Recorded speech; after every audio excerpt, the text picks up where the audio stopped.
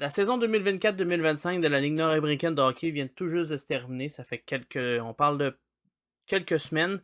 Et puis le moins qu'on peut dire, c'est que ça fut une saison quand même assez, comment je dirais, spéciale dans la Ligue nord-américaine de hockey. De un, les séries éliminatoires ont été incroyables. Il y a eu des records qui se sont faits, qui se sont établis, qui se sont battus dans les mêmes séries éliminatoires. Pendant ceux-ci, félicitations aux éperviers de Sorel Tracy pour remporter cette saison là, le championnat de la Coupe Gilles Rousseau. Donc, félicitations à eux. Dans un match là, qui était incroyable. Là. On parle de 9 périodes. On parle de 3 périodes réglementaires et de 6 périodes de prolongation qui ont été jouées. C'est quand même quelque peu, mais c'est pas nécessairement pour ça que je parle que la saison de la Ligue nord-américaine de hockey, cette saison, a été particulière. Celle-ci a été particulière par le fait simplement d'avoir pas une, mais deux équipes d'expansion dans la même année. Les Bâtonneurs de Saint-Hyacinthe et le National de Québec s'est ajouté là, à la Ligue nord-américaine de hockey, portant le nombre d'équipes à 8 cette saison, ce qui a rendu le tout un peu intéressant et malgré tout, des repêchages d'expansion là, avec deux équipes en même temps, ça a fait mal à plusieurs équipes et ça a amené plusieurs transactions pour repatrier des morceaux qui étaient importants qui avaient été perdus là, dans ce repêchage d'expansion-là. Et aujourd'hui, on va s'attaquer à une de ces transactions-là, une transaction qui est quand même considérée comme majeure, sachant quel joueur qui est impliqué dans cette transaction-là, la pièce maître de la transaction. Donc aujourd'hui, on vous parle de la transaction qui envoie Maxime Saint-Cyr au National de Québec. Et oh mon Dieu, il y a du stock. Il y a du stock. On va y aller étape par étape. Je vous explique tout ça. Il y a pas de problème. Vous allez voir, là, ça a de l'air compliqué, là, mais ça se maintient quand même assez bien. Donc, bienvenue à l'évolution de transactions, mieux connue sur TradeTree de Maxime Saint-Cyr.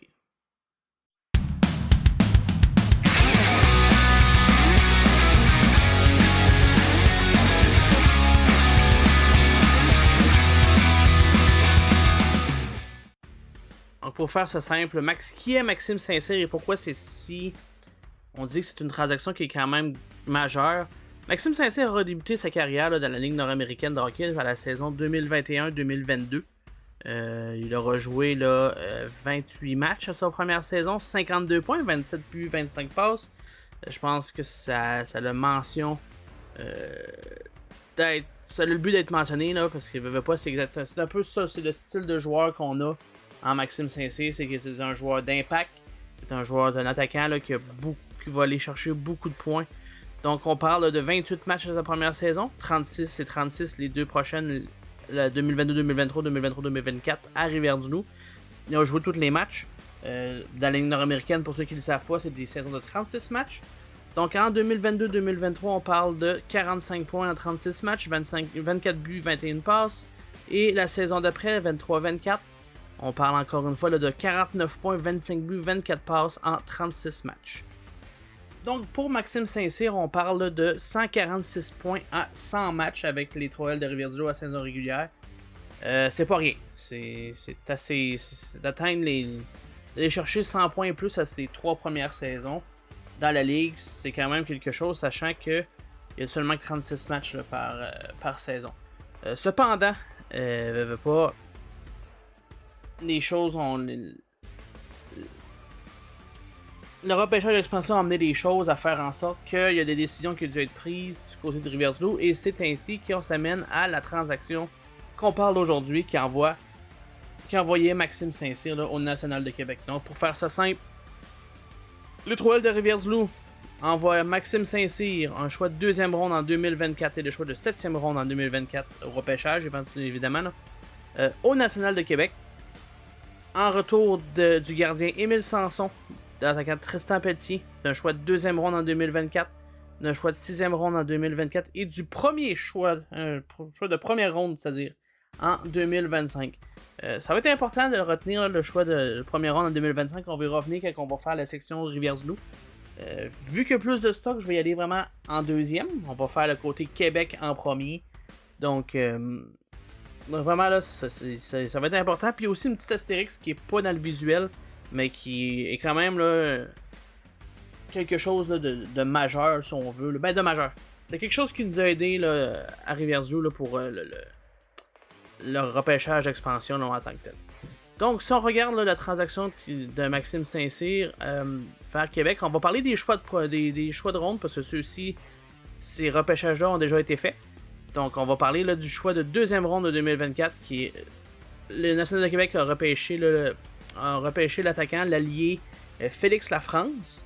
Félix Lafrance qui est âgé de 23 ans. On parle d'un 5 pieds 9, 165 livres. Un attaquant droitier.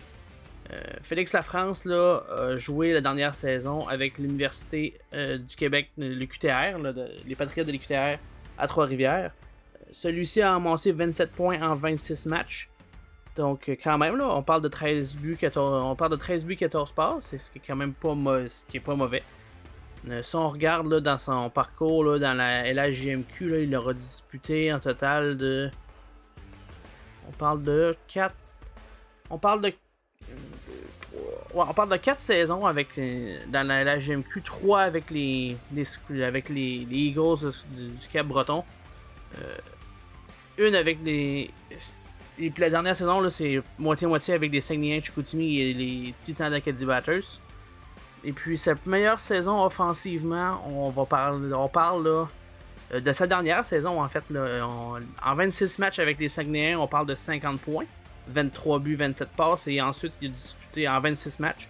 Il aura disputé là, 22 matchs dans cette même saison-là avec les Titans d'Acadie Batters. Là, il a ramassé 29 points, donc 11 buts et 18 mentions d'aide durant ce parcours-là. Donc quand même, là, on parle d'un attaquant là, qui met des points là, au tableau.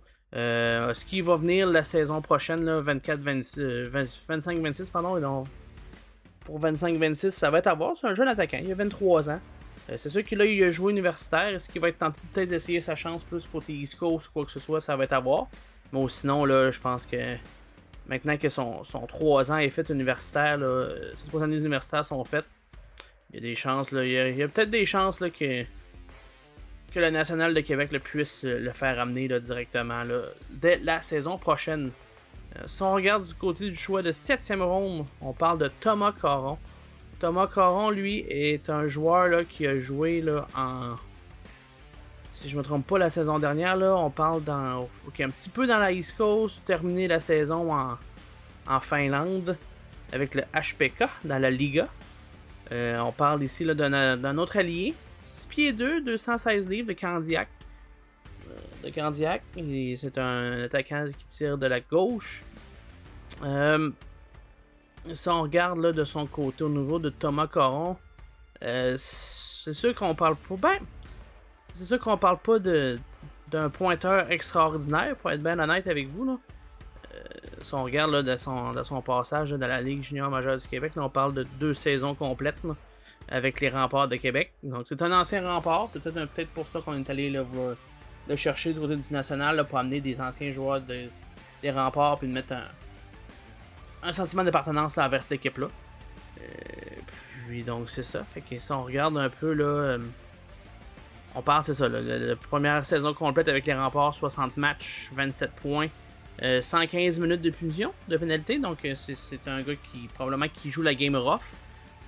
Un peu ce qui est prôné la game qui est jouée dans la Ligue nord-américaine. Fait que ça peut probablement aider de ce côté-là. Fait que, un gros gaillard, si on veut, là, à l'aile de ce côté-là. Tandis que dans la East Coast, il aura joué quand même là, 2 saisons complètes. Il va avoir joué là, quand même quelques saisons dans la East Coast. Puis encore une fois, là, en Liga, là, en 15 matchs là, en Finlande, il a ramassé 7 points, 5 buts et 2 passes. Et selon Elite Prospect, là, il est sous contrat là, encore la saison prochaine là, en Liga, donc pour 25-26. On devrait pas le voir tout de suite là, à Québec. Il est jeune, 24 ans, donc probablement qu'il va toujours. Tant qu'il va avoir un contrat en Europe, il va s'essayer, mais. Intéressant là, quand même là, pour le futur là, qui s'amène du côté du national. Là, je pense que c'est un joueur qui a le gabarit là, parfait pour la Ligue nord-américaine de hockey. Si on revient à Maxime Saint-Cyr, là, qui est quand même la pièce maîtresse de cette transaction-là. Avec le National de Québec, aura joué 19 matchs, seulement 19, on va y venir. Mais il va avoir joué 19 matchs avec le national, 13 buts, 12 passes, 25 points. Donc fidèle à ses habitudes, là, continue à aller chercher des points. C'est un joueur d'impact, ça c'est sûr que Maxime Saint-Cyr est un joueur d'impact. Mais c'est ça. Il va chercher beaucoup de points encore à Québec. C'est un des meilleurs pointeurs de la ligue, sinon le meilleur pointeur de la ligue, ça c'est sûr. C'est pas à dénier, c'est un joueur là, qui, aussitôt qu'il rentre dans ton alignement, c'est un joueur qui va avoir un impact direct sur ton équipe. Cependant, pour ce qui est de la différence entre Maxime Saint-Cyr et les deux autres éléments qu'on a parlé là, de Félix Lafrance et de Thomas Caron, Félix Lafrance, pour l'instant, cette branche-là se termine, puisqu'il est toujours dans l'organisation du national. Plus tard, est-ce qu'on peut revenir quelques années plus tard, puis que ça va continuer à découler? Ça, seul le temps va le dire. Et c'est un peu le même principe pour Thomas Caron, ça se termine là. Tout se termine là, du côté de Thomas Caron pour l'instant, parce que c'est toujours en évolution en tant que tel. Mais Maxime Saint-Cyr, j'ai mentionné qu'il avait joué 19 matchs avec le national. Il n'y a pas de blessure, il n'y a pas rien. C'est parce qu'il y a une transaction qui s'amène encore. Maxime Saint-Cyr ne finit pas la saison avec le National de Québec. En fait, là, Maxime Saint-Cyr a été ajouté avec dans un package deal avec le défenseur Étienne Boutet et William Lemay vers les Marquis de Jonquière. Et les Marquis de Jonquière ont envoyé à Québec Alexandre Picard, Pierre-Cédric Labrie, Francis Paré et Mathieu Tousignan. Je pense que j'ai pas de présentation à faire pour les joueurs que Jonquière a envoyés à Québec. Honnêtement, c'est toute une transaction c'est une grosse transaction encore une fois. Fait qu'il y a deux transactions majeures qui impliquent le Maxime Saint-Cyr cette saison. Puis vraiment là, c'est quelque chose. Donc, parce que si on regarde Alexandre Picard, eh bien, il a pas joué avec le national en tant que tel énormément. Il a quand même mis son apport puisque durant le cours de la saison, le national a congédié Daniel Gauthier qui était leur entraîneur-chef et directeur général. Ce qu'Alexandre Picard a donc pris la relève. Il a fait un peu les deux en série. Là, il a joué, il a coaché et tout ça. Mais là, pour la saison prochaine, c'est confirmé que sa carrière de joueur est terminée. Donc, le National de Québec aura été à mesure d'aller chercher leur entraîneur-chef et directeur général pour la prochaine saison et ça en venir. Là, on peut juste en convenir comme ça en ce moment. Dans une transaction, c'est grâce à Maxime Saint-Cyr dans un sens qu'Alexandre Picard s'est rendu à Québec. Un peu comme la même chose pour Pierre-Cédric Labrie. Pierre-Cédric Labrie qui n'a pas besoin de présentation. C'est sûr que les Pierre-Cédric Labrie et Francis Paré, le seul problème, c'est qu'ils ne sont pas des joueurs à temps plein. Mais quand ils sont dans l'alignement, c'est des joueurs d'impact là, tout de suite dans la Ligue nord-américaine de hockey. Donc, pour l'instant, on peut dire que le branche Alexandre Picard est terminé, parce que sa carrière de joueur est terminée aussi, donc il ne se fera pas échanger. Mais pour ce qui est de PC Labrie, puis de Francis Paré et de Mathieu Tousignan, seul le futur pourra nous le dire. Et c'est ainsi que ça se termine du côté de Québec. Donc Québec, en réalité, dans cette transaction-là de Maxime Saint-Cyr, ce qui, en résumé, ont encore de présent dans leur équipe, Félix Lafrance, Thomas Caron, Alexandre Picard, Pierre-Cédric Labrie, Francis Paré et Mathieu Tousignan. Donc ces 6 éléments-là sont toujours présents et c'est grâce à la transaction de Maxime Saint-Cyr. Maintenant, si on va du côté de Rivière-du-Loup, et je parlais qu'il y avait une petite astérix là, à mettre de ce côté-là, c'est que dans cette transaction-là, il y avait une clause au niveau du repêchage expansion qui faisait en sorte que Québec ne pouvait pas repêcher Simon Chevrier ou Jason Imbeau. Donc, Rivière-du-Loup n'avait pas besoin de les protéger dans le repêchage d'expansion, puisque dans cette transaction-là, il y avait une clause qui mentionnait que Québec ne pouvait pas repêcher ces deux joueurs-là. Donc, on l'a pas mis dans le visuel, mais c'est quand même digne de mention. Donc, si on regarde là, je parlais des éléments, on parlait de Émile Sanson, Tristan Pétier, un choix de deuxième ronde en 2024, le choix de sixième ronde en 2024 et un choix de première ronde en 2025. On va s'occuper des branches les plus simples. Tristan Pelletier, qui est un attaquant là, d'originaire de Rivière-du-Loup. Tristan Pelletier n'est pas là pour faire des points. S'il en fait, c'est tant mieux quand il en fait. Mais il est là plus. C'est un joueur d'énergie. C'est un joueur qui se remarque par ses mises en échec. Je pense que c'est. S'il y a un joueur qui en distribue à pelleter dans cette ligue-là, c'est bien lui. Qui est là aussi pour déranger l'adversaire. C'est un joueur d'énergie qui était très apprécié à Riversblue. On l'avait perdu justement au repêchage d'expansion. Donc c'était important là, aux yeux de Fabien Dubé de pouvoir, le directeur général des 3L de Riversblue, de le ramener là, à la maison. Sinon, si on regarde, là, on va y aller plutôt sur le choix de 6e ronde. Donc on parle de choix de 6e ronde. Là, les 3L ont décidé de repêcher là, Édouard Saint-Laurent. Édouard Saint-Laurent là, qui a joué l'année dernière là, pour les Aigles Bleus de l'Université de Moncton dans le U-Sport. C'est un allié de 6 pieds 1, 181 livres. Un joueur gaucher. 25 ans, donc quand même jeune encore. Si on regarde la saison dernière là, avec l'Université de Moncton, on parle de 10 points en 17 matchs, donc 3 buts, 7 passes. Si on regarde là, dans son parcours dans la Ligue junior majeure du Québec, c'est pas un parcours là, avec énormément de points encore une fois. Donc selon moi, là, c'est plus un allié qui joue là, sur le 200 pieds plutôt que sur les points à niveau offensif. Mais c'est ça. Donc c'est le choix là, que Riversblue a fait là, au 6e tour là, en 2024. Là. Donc en ce moment là, il n'a pas été échangé rien. Donc pour l'instant, ça s'arrête là pour ce choix-là. Si on regarde là, le choix de deuxième round 2024, les 3L ont repêché le défenseur Elliott Saint-Pierre. Elliott Saint-Pierre qui est un défenseur de 25 ans, de Rimouski, donc c'était un joueur de la place, si on veut, entre guillemets, de la région. Donc 5 pieds 11, 201 livres. Le problème avec Elliott Saint-Pierre, c'est que les matchs qu'il aura joués en pré-saison, là, selon la hiérarchie défensive des 3L, il tombait comme 7e, 8e défenseur. Donc ça faisait en sorte qu'il jouait pas vraiment. Donc, il était impliqué là, dans une transaction, encore une fois, avec le National de Québec. Donc, là, Elliott Saint-Pierre a été jumelé là, à Simon Desmarais.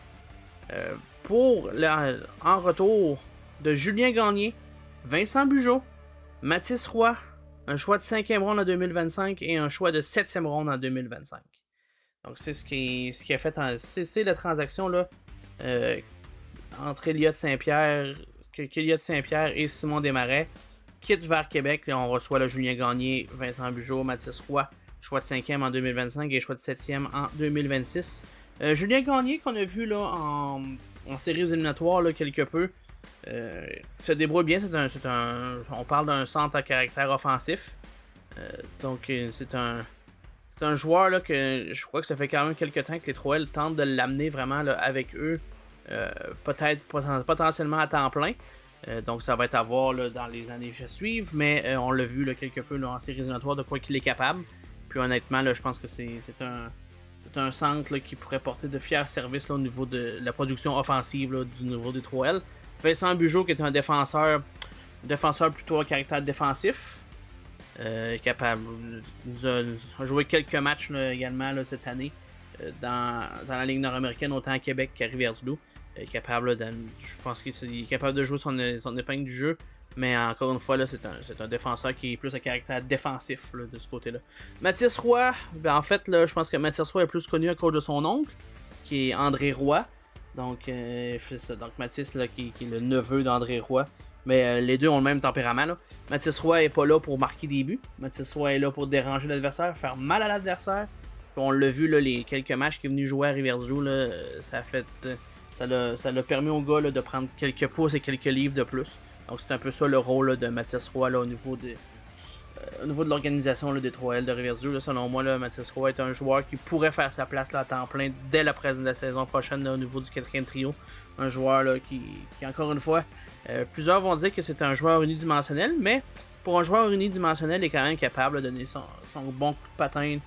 Puis il est capable de suivre le jeu. Là, fait que Je pense que Mathis Roy peut être un élément là, qui peut devenir là, important à ce moment-là pour protéger les gars, puis faire en sorte que les équipes adverses peuvent se tenir tranquilles s'ils ont tendance à vouloir s'énerver un peu trop. Ben, tu sais que Mathis est là. Ça peut calmer les ardeurs un peu. Le choix de 7e ronde en 2026, on n'est pas rendu là. Et le choix de 5e ronde en 2025, eh bien, on l'a plus. On l'a échangé encore une fois à Québec. On a jumelé ce choix-là avec Marc-Antoine Pépin. Et en retour, on a reçu là, le défenseur Samuel Tétrault. Encore une fois, je pense que c'est simplement. Samuel Tétrault est plus un défenseur de profondeur, de permettre d'avoir de la profondeur à la défensive au cas d'une blessure ou quoi que ce soit. Fait que d'avoir un gars comme Samuel Tétrault et Vincent Bugeaud là, sur notre liste de protection, bien ça fait en sorte que on est capable d'avoir de la défensive là, si jamais il y a besoin nécessaire. C'est sûr que d'après moi, Samuel Tétrault ne serait pas un défenseur à temps plein dans les prochains mois, dans les prochaines saisons. Je pense que ça va aller peut-être. Ça va être un défenseur de profondeur. Ou encore une fois, peut-être dans 3-4 saisons, éventuellement, qui va se faire sa place. Mais pour l'instant, c'est vraiment un défenseur de profondeur. Pas que c'est un mauvais défenseur, c'est juste que je le vois pas le jouer à temps plein en tant que tel. Donc ça, de ce côté-là, c'est terminé pour cette branche-là. Si on va maintenant à la dernière branche qui m'intéresse le plus, qui nous intéresse, là, c'est la branche de Émile Sanson, le gardien Émile Sanson, qui, lorsqu'on l'a acquis dans la transaction de Maxime Saint-Cyr, plusieurs pensaient probablement que ça allait devenir le tandem qui avait déjà eu lieu là, à l'université avec les Aigles Bleus, l'université de Moncton, André-Étienne Montpetit et Émile Sanson. Les deux avaient déjà formé un tandem. Quelque chose qui nous a pris un peu par surprise là, durant l'été, c'est le retour d'Emilien Boily. Emilien Boily là, a signé là, avec les 3L pour revenir, ce qui donc a créé le tandem de Étienne Montpetit et Emilien Boily. Je vous dis ça parce que Tristan Côté-Cazenave, on l'a perdu au repêchage d'expansion au National de Québec. Rivière-du-Loup et Québec ont été en contact beaucoup cette saison, je vous dirais, là, de ce côté-là, mais c'est ça. Fait qu'il y a plusieurs anciens de 3L qui se ramassés à Québec et vice-versa. Mais c'est ça. Donc, en perdant là, Tristan Côté-Cazenave, on se devait d'avoir un autre gardien. Donc, la transaction, un peu, le fait d'amener Émile Sanson était peut-être une chance d'avoir Étienne Montpetit et Émile Sanson, mais bon. On a re-signé Emilien Boily qui était sur notre liste également, ce qui a fait en sorte qu'Émile Sanson n'avait pas vraiment de place à se tailler là, à Rivière-du-Loup. Et c'est pourquoi on a effectué la transaction suivante. Donc on a jumelé Émile Sanson à Vincent Lanoux, à Alex Labbé et à Charles-Antoine Giguère. En retour, encore une fois, on l'échange de tout à Québec. Et en retour, le National de Québec nous envoie Jacob Sweeney, Tommy Giroux, Pascal Laberge et Mathieu Bizier. Jacob Sweeney, qui est un défenseur qui est quand même côtoyé dans la ligue. Je pense que son gabarit, c'est un gabarit parfait pour la ligue. C'est intéressant de l'avoir sur notre liste de protection. Des gars comme Tommy Giroux et Mathieu Bizier pourraient être des forces offensives. Et Pascal Laberge, un ancien choix de 2e ronde des Flyers de Philadelphie, mais on l'a vu. On est allé le chercher, par les voies de transaction, et puis c'est amené à Rivière-du-Loup. A quand même bien fait. En saison régulière, là, il a pas mal paru. C'est sûr qu'en série, ça a peut-être été un peu plus difficile, mais en même temps, lors du deuxième match des séries éliminatoires, il est sorti avec une commotion cérébrale, donc c'est peut-être un peu plus compliqué de revenir, surtout que c'est un joueur qui est habitué de pratiquer à tous les jours, tout ça, tandis que dans cette ligue-là, bien, c'est pas quelque chose qui est réel. De dire que toutes les équipes pratiquent à toutes les semaines ou à tous les jours, c'est pas quelque chose qui est vrai. Donc c'est peut-être un petit ajustement, mais selon moi, là, Pascal Laberge va être un élément là, important de l'offensive des 3L de Rivière-du-Loup dans les prochaines saisons, là, autant la saison prochaine que dans les saisons à venir. Donc, pour résumer, la transaction de Maxime Saint-Cyr qui l'a envoyé là, à Québec, ce que ça a donné à Rivière-du-Loup, ça a donné Tristan Pelletier, ça l'a donné Édouard Saint-Laurent, ça l'a donné, on peut dire que ça l'a permis de garder Jason Imbeau et Simon Chevrier, ça l'a donné Julien Gagné, Vincent Bugeaud, Mathis Roy, un choix de 7e ronde en 2026, Samuel Tétrault, Jacob Sweeney, Tommy Giroux, Pascal Laberge et Mathieu Bizier. Le dernier élément qui est très important, et le choix de première ronde en 2025. C'est cette année. Et puis, on connaît, ceux qui suivent la Ligue nord-américaine de hockey, vous connaissez la saison que Québec a eue. C'est ce qui fait en sorte que ce choix-là est un choix premier au total. Donc Rivière-du-Loup détient le premier choix au total lors du repêchage là, qui devrait avoir lieu au mois de juin. Donc au repêchage universel là, de la Ligue nord-américaine de hockey. Donc, quand même, là, au début de saison, là, lorsque la transaction s'est produite, plusieurs pensaient que ça allait faire mal au 3L, que le départ de Maxime Saint-Cyr, ça allait être coûteux, puis ça allait... On a pris 5 pas en avant, on en prenait 10 en arrière. Mais avec tout ça, si on regarde tout en résumé, tout ce que ça nous a donné, nous a amené, et pour le futur des 3L, là, je pense que, honnêtement parlant, je ne vais pas dire que les 3L ont remporté la transaction. C'est pas dans cette optique-là, mais je pense que cette transaction-là paraît beaucoup mieux que qu'est-ce qu'il y avait en surface. Donc, c'est ainsi que ça se termine cette édition de Évolution Transaction au Trade Tree. J'espère que vous avez apprécié. Si vous avez aimé, faites juste un like, commentez, partagez. Ce serait très apprécié. Mais en espérant que ça vous a donné le goût d'en savoir un peu plus puis de voir le complet, la transaction au complet, qu'est-ce que ça l'a donné là, en tout et partout. Là. Cette transaction-là qui est toujours en évolution en tant que telle parce qu'il y a plusieurs éléments qui sont toujours présents et quoi que ce soit. Fait que honnêtement, là, ça l'a donné beaucoup de matériel. Là. Du coup, on pensait pas qu'en surface, ça allait faire ça. Mais ça a découlé bien des affaires qui a fait en sorte que les 3L ont été en position, encore une fois, là, de se tourner là, en deuxième finale là, en autant de saisons. Donc, encore une fois, merci d'avoir regardé, d'avoir écouté. Et si jamais vous avez des suggestions ou quoi que ce soit, gênez-vous pas. Vous êtes sur Top & Chase Media.